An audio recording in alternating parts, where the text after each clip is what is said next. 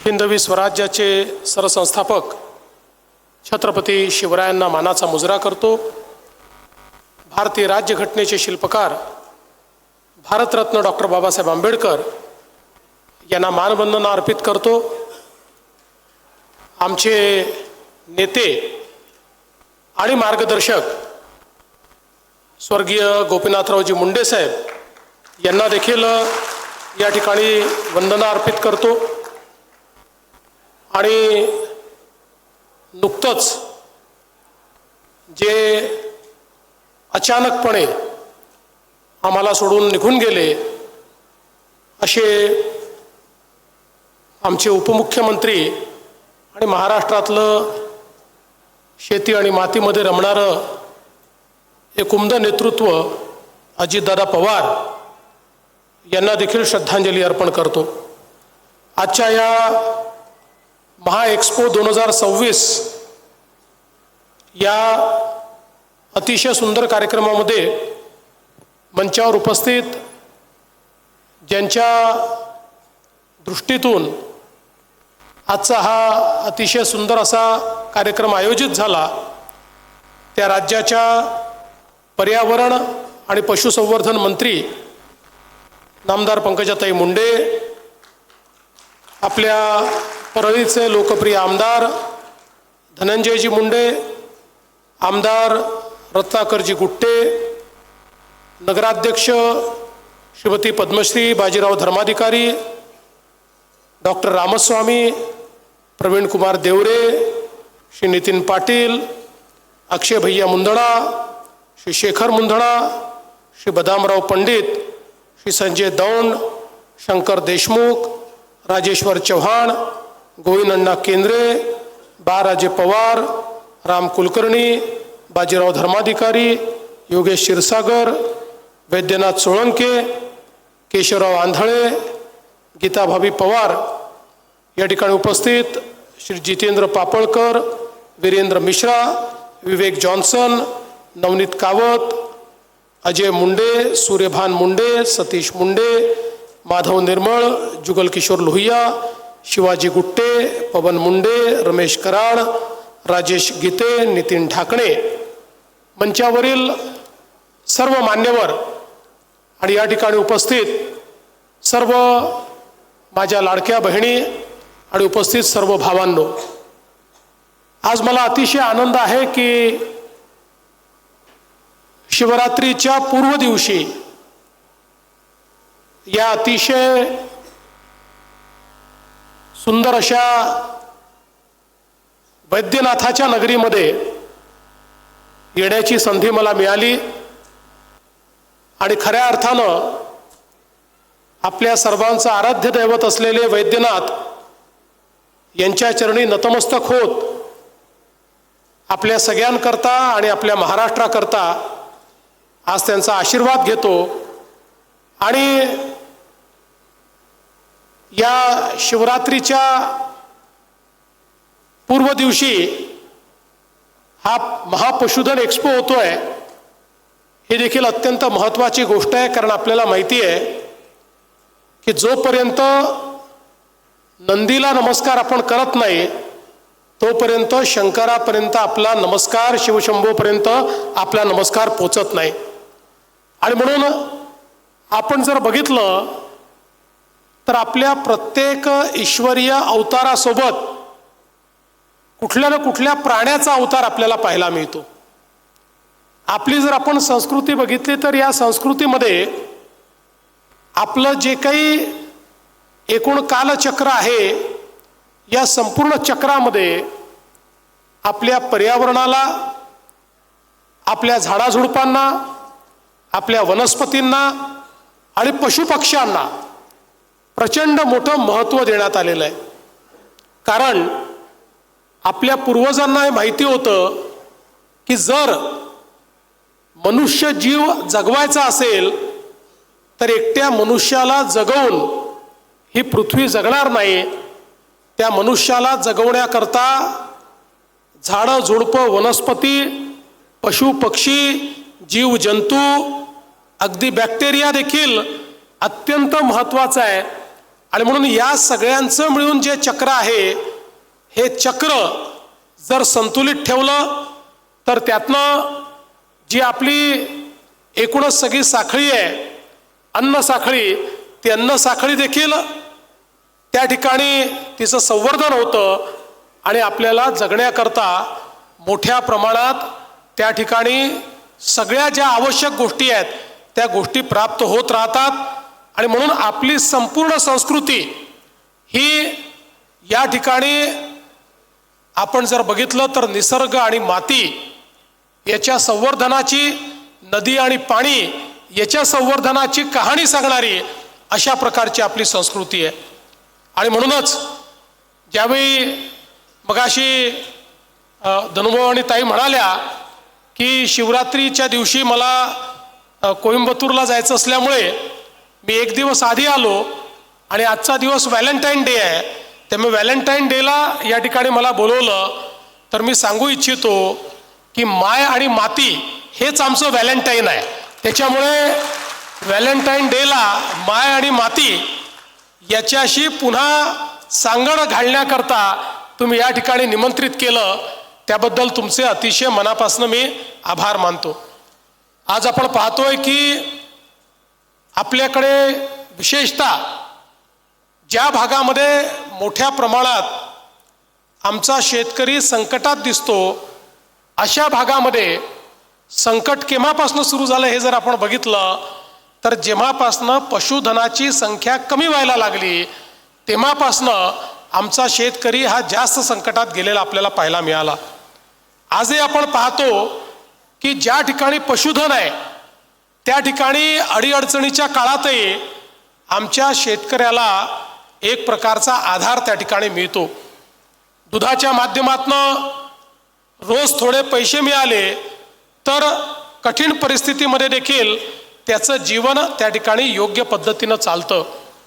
पण आपल्याला कल्पना आहे की पूर्वीच्या काळी आपण आपल्याला आवश्यक ते अन्नधान्य घ्यायचो, त्यानंतर हळूहळू कॅश क्रॉपकडे गेलो आणि विशेषतः आपण कापूस आणि सोयाबीनवर गेल्यानंतर आणि हळूहळू आमच्या शेतकऱ्यांची जी काही शेती आहे ती लहान होत गेल्यानंतर, त्याचं विभाजन होत गेल्यानंतर एक वैरणाचा मोठा प्रश्न हा निर्माण झालेला आपल्याला पाहायला मिळाला.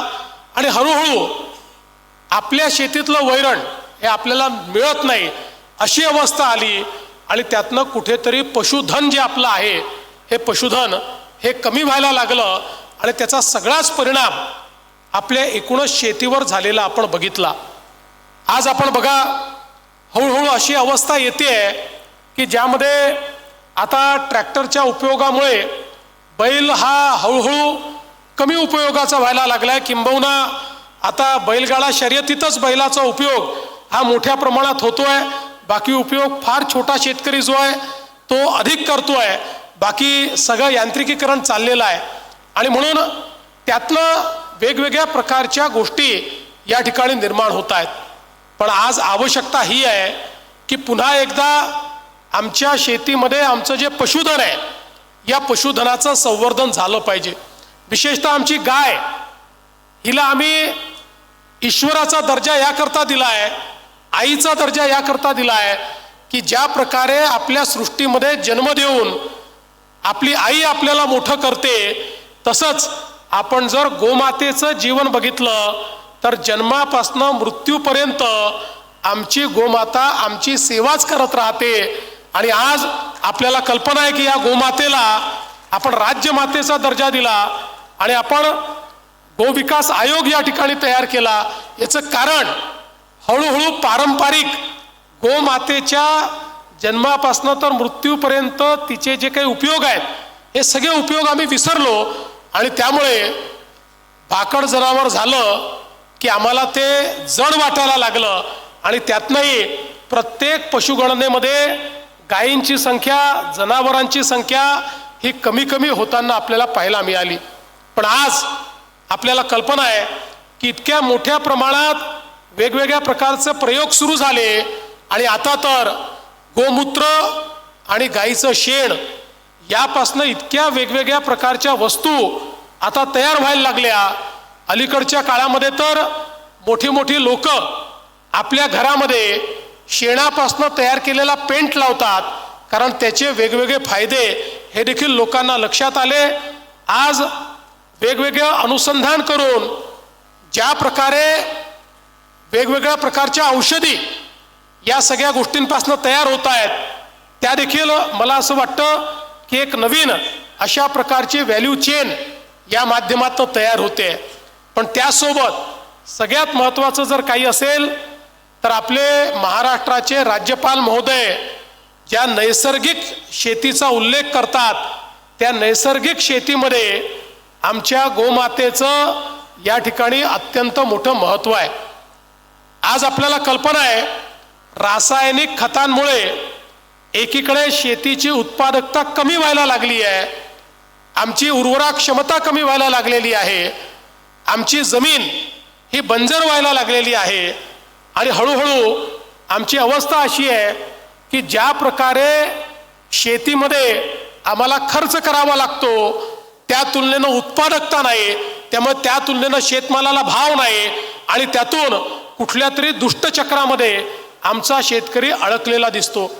पण आज ज्या प्रकारे जीवामृताचे प्रयोग, शेण असेल, गूळ असेल, अशा वेगवेगळ्या गोष्टी घालून जे प्रयोग तयार झाले, आज ते प्रयोग इतके यशस्वी होत आहेत की 100% रासायन रहित अशा प्रकारची शेती आणि ज्या शेतीमध्ये पहिल्याच वर्षी आपली उत्पादकता वाढू शकते अशा प्रकारची नैसर्गिक शेती आता त्या ठिकाणी सुरू झालेली आहे. ज्यांनी प्रयोग केले त्यांचे प्रयोग यशस्वी झालेले आहेत आणि या सगळ्या चेनमध्ये खऱ्या अर्थानं आमचं जे गोधन आहे, आमची जी गोमाता आहे, त्या गोमातेचं एक महत्त्वाचं या ठिकाणी शेण असेल, गोमूत्र असेल, याचा एक अत्यंत महत्त्वाचा उपयोग या माध्यमातून होतोय. आणि जे शेतकऱ्यांनी सुरू केलं त्या सगळ्यांचा उत्पादन खर्च अर्ध्यावर आला आणि उत्पादकता मात्र 1.5 पटीकडे चाललेली आहे. आणि त्यातनं जी काही विषयुक्त अशा प्रकारचं अन्नधान्य आपण तयार करत होतो ते अन्नधान्य देखील आता हळूहळू पौष्टिकतेकडे वळत आहे. आणि म्हणून मला असं वाटतं की जे गोधनाचं महत्त्व, हे जे आपल्या जनावरांचं महत्त्व आपल्या पूर्वजांना माहिती होतं ते पुन्हा एकदा माहिती करून घेण्याची आवश्यकता आहे. आज सायन्स खूप पुढे गेलाय. मगाशी ताई सांगत होते एम्ब्रिओ ट्रान्सप्लांट हा विषय असा आहे की ज्यामध्ये सेक्स सॉर्टेड सिमेनमुळे आता आपण जवळजवळ सगळ्या जे काही गोरे या ठिकाणी तयार होतात सगळे आपण गायी त्या ठिकाणी तयार करू शकतो किंवा स्त्री भ्रूण हे त्या ठिकाणी इम्प्लांट आपण करू शकतो. अशा प्रकारची व्यवस्था ही उभी झालेली आहे. आणि आपल्याला माहिती आहे की पुन्हा एकदा विशेषतः आपल्या ज्या देशी गायी आहेत, गीर असेल, साहिवाल असेल किंवा अगदी आपल्याकडच्या देवणी असेल, गवळव असेल, या ज्या सगळ्या देशी गायी आहेत, आता या देशी गायींचं महत्त्व हे पुन्हा एकदा समजायला लागलं. आज जो आपण विदर्भ मराठवाडा चा एक करार हा मदर्स डेअरी सोबत केला, मागच्या काळात ज्यावेळेस हा करार आपण सुरू केला आणि या कराराच्या अंतर्गत ज्यावेळी आपण मदर्स डेअरीच्या माध्यमातून दूध घेणं सुरू केलं, मला सचिव महोदय आपल्याला सांगायचं आहे की आमच्या वर्धा जिल्ह्यामध्ये ज्या गवळव गायी आहेत त्यांच्या दुधाला 40 रुपये 45 रुपयापर्यंत किंमत आली. इतकं फॅट पर्सेंटेज त्या ठिकाणी त्याच्यामध्ये चांगल्या पद्धतीचं होतं. आणि म्हणून आज या सगळ्या गोष्टी आता आपल्याला उपलब्ध आहेत. आणि त्यासोबत मोठ्या प्रमाणात वैरण विकास हा कार्यक्रम पुढच्या काळामध्ये आपल्याला हातामध्ये घ्यायचा आहे. आता या ठिकाणी काही सायलो तयार करणाऱ्या मशीन्स देखील आपण बघितल्या. सायलेज हे एक अत्यंत महत्त्वाची गोष्ट आहे की आपल्याला जर गोधन वाढवायचं असेल, आपल्याला जर गाई म्हशी वाढवायच्या असतील तर आपल्याला मोठ्या प्रमाणात वैरण विकासाचा कार्यक्रम हातामध्ये घेऊन आणि सायलेजेसच्या माध्यमातून अगदी कमी किमतीमध्ये आमच्या जे काही शेतकरी आहेत या शेतकऱ्यांना ते वैरण मिळेल अशा प्रकारची एक चेन ही आपल्याला तयार करावी लागेल.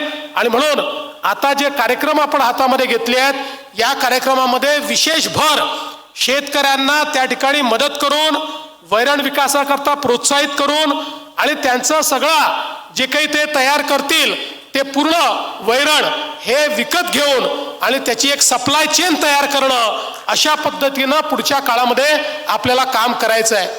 आपल्याला आश्चर्य वाटेल, जगामध्ये जे मोठे देश आहेत, मोठे म्हणजे जास्तीत जास्त दूध उत्पादन करणारे देश आहेत, लोकसंख्येने आपल्यापेक्षा 1 पण आपल्यापेक्षा जास्त दूध जे त्या ठिकाणी उत्पादन करतात, अशा देशांमध्येही ज्या ब्रीड आहेत, या ब्रीड कुठनं गेल्या हे जर आपण त्या ठिकाणी माहिती घेतली तर आपल्या देशी ब्रीड या त्या ठिकाणी नेऊन त्याला क्रॉस करून त्या ठिकाणी ब्रीड तयार करून आज जगाला दुधाचा पुरवठा करण्याचं काम या वेगवेगळ्या देशांमध्ये होत आहे.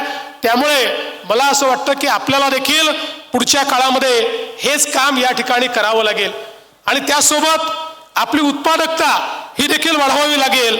आज आपण बघितलं तर पंजाबमधली देशी गाय ही जवळपास 9.5 ते 10 लिटर दूध देते आणि आपल्याकडे ती 2.5 लिटर दूध देते. त्यामुळे याच्यामध्येही आपल्याला पुढच्या काळामध्ये लक्ष घालून आणि त्यातनं आपली गाय जास्तीत जास्त दूध कशी देईल, ती पौष्टिकता आपल्याला कशी आणता येईल, या संदर्भातलं आपल्याला लक्ष द्यावं लागेल. संकरित गायचा विचार केला तर तिथेही तिकडे 15 लिटर देते, आपल्याकडे 10 लिटर देते. मला वाटतं म्हैस देखील तिकडे 10.5 लिटर देते, आपल्याकडे 5.5 लिटर देते. तर या सगळ्या गोष्टींमध्ये आपल्याला लक्ष घालून आणि या सगळ्या गोष्टींमध्ये आपल्याला कशा पद्धतीनं चांगलं काम करता येईल याचा प्रयत्न येत्या काळामध्ये करायचा आहे. मगाशी पंकजाताईंनी सांगितली गोष्ट खरी आहे की आता आपण विशेषतः पशुसंवर्धन विभागामध्ये नवीन प्रयोग आणि अनेक प्रयोग करण्याचं ठरवलेलं आहे. आज शेती आणि शेतीपूरक उद्योग या क्षेत्रामध्ये जर आपल्याला उत्तम रोजगार निर्मिती करायची असेल, आजची जी आपली रोजगार निर्मिती आहे ती उत्तम नाही आहे, जेमतेम आहे. उत्तम रोजगार निर्मिती करायची असेल तर हे जेवढे जोडधंदे आहेत, कुक्कुटपालन असेल, शेळीपालन असेल, गोपालन असेल आणि यासोबत मत्स्यपालन असेल, मत्स्य व्यवसाय असेल, अशा ज्या वेगवेगळे व्यवसाय आहेत, या सगळ्या व्यवसायांना आपल्याला चांगल्या पद्धतीनं त्या ठिकाणी करावं लागेल. आणि हे वर्ष तर युनायटेड नेशन्सने महिला शेतकरी वर्ष म्हणून या ठिकाणी ठरवलेलं वर्ष आहे. त्यामुळे आमच्या महिला शेतकरी, महिला गोपालक, महिला कुक्कुटपालक, महिला शेळीपालक अशा प्रकारे एक मोठा कार्यक्रम ताई आपल्याला हातामध्ये घ्यायचा आहे. आणि म्हणून मी तुम्हाला आजच आश्वस्त करतो की तुमच्या विभागातर्फे जेवढ्या योजना तयार होतील त्या सगळ्या योजनांना बजेटमध्ये निधी उपलब्ध करून देण्याचं काम हे आम्ही या ठिकाणी निश्चितपणे करू आणि त्या माध्यमातून खऱ्या अर्थानं या क्षेत्राला पुढे नेण्याचं काम करू. खरं तर आता विशेष लक्ष आपण या क्षेत्राकडे दिलंय आणि आपला प्रयत्न आहे की आपल्या हे क्षेत्र आज 7 ते 8% किंवा बाकी काळामध्ये तर 4 ते 5% एवढ्या विकास दरानंच केवळ विकसित होतं. आपण आता ठरवलंय की या क्षेत्रामध्ये वेगवेगळे इंटरव्हेन्शन आणून हे क्षेत्र 25% दराने विकसित कसं होईल अशा प्रकारची योजना आपण हातामध्ये घेतो. आपण आंध्र प्रदेशचे माजी मुख्य सचिव श्री टकर ज्यांना या क्षेत्रामध्ये अनेक पुरस्कार मिळालेले आहेत, आता त्यांना देखील आपण सोबत घेतलाय आणि त्यांच्या मार्गदर्शनाखाली एक बृहत कार्यक्रम हातामध्ये घेऊन आपण मोठ्या प्रमाणात हे काम या ठिकाणी करतो आहोत. आणि याकरता वेगवेगळ्या प्रकारचे जे इंटरव्हेन्शन्स आहेत, आज आपण हे पशु प्रदर्शन का या ठिकाणी आयोजित केलं याचं कारण आज आपल्या शेतकऱ्यांना आणि पशुपालकांना काय चाललेलं आहे याची कल्पना असली पाहिजे. प्रत्येक क्षेत्रात इतकं मोठं परिवर्तन होत आहे. आज आपण बघितलं असेल तर या ठिकाणी डबल डेकर पिंजरे लागलेले आहेत की ज्या पिंजऱ्यामध्ये आपण त्या ठिकाणी कुक्कुटपालनही करू शकतो, शेळी मेंढी पालनही करू शकतो आणि त्यातनंच खत निर्मिती करू शकतो. अशा प्रकारचे वेगवेगळ्या पद्धतीचे जे प्रयोग आहेत, हे प्रयोगही आमच्या शेतकऱ्यांकडे पोचले पाहिजेत. आणि विशेषतः आपण नानाजी देशमुख कृषी समृद्धी योजना जी विदर्भ आणि मराठवाड्याकरता सुरू केलेली आहे, 5-5.5 हजार कोटी रुपये या योजनेच्या अंतर्गत उपलब्ध करून दिले आहेत. यामध्ये या सगळ्या योजनांकरता आपण मोठ्या प्रमाणात सबसिडी देतो आणि काही बाबतीत तर 90% आपण सबसिडी देऊन हे सगळे व्यवसाय या ठिकाणी उभं करण्याचं काम करतो. आणि म्हणून मी आज खरं म्हणजे पंकजाताई आपलं अतिशय मनापासून अभिनंदन करतो की आपण हा जो काही एक्सपो या ठिकाणी सुरू केलेला आहे, यातनं आमच्या ग्रामीण भागातल्या शेतकऱ्यांना आमचे जे विकसनशील किंवा विकसित अशा प्रकारचं कार्य करणारे शेतकरी आहेत त्यांनी काय केलंय हे जवळून पाहायची संधी मिळते आणि तशा प्रकारे करण्याची इच्छा देखील जागृत होते आणि हे होऊ शकतं हा आत्मविश्वास देखील या ठिकाणी तयार होत असतो. आज केंद्र सरकारने